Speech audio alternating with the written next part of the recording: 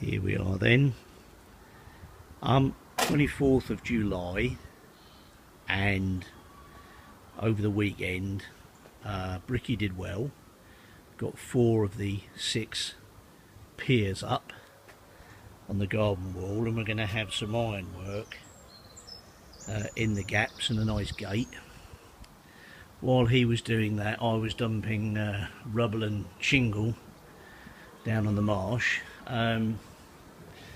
I have managed to do a bit more tiling, and I'm across to the threshold of the door into the gaming room, and all of my hard work doing my floor layout has worked well, because I've finished a full tile with a gap that will be covered by the skirting board,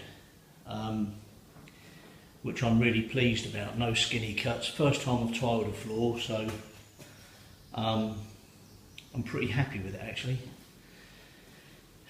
The shower room turned out to be a bit of a double working type thing. They fitted in the lavatory and basin, and I didn't like the fact that there was no tiles behind it, and there's a little profile on the top of the sink, which meant that I'd have to cut tiles around it and then lay them on top of the sink and then mastic that, which I didn't want to do. So I got the plumbers to come round, cut it all out again, extra cost, but there you go.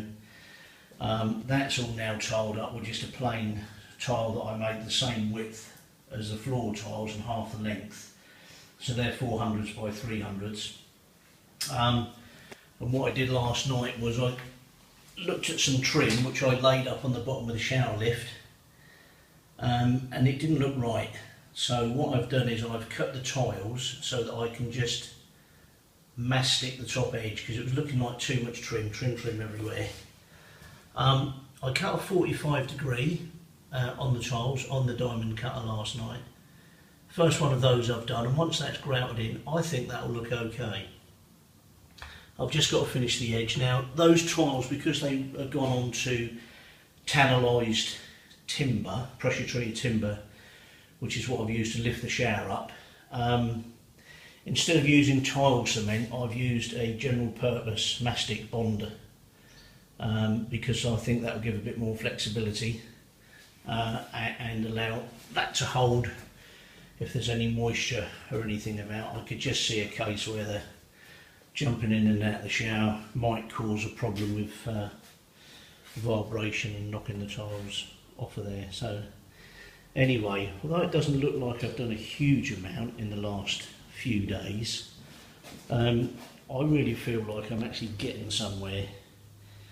Once I've got these tiles in and grouted, the carpenter can come in and do the skirting boards and the doors, and I think it will start to look quite finished then.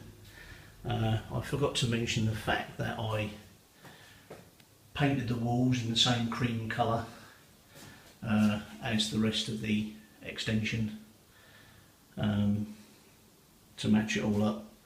That was a PVA bonder on the new plaster and 2 coats of emulsion. And it's all looking a lot nicer now. So see you on the next update.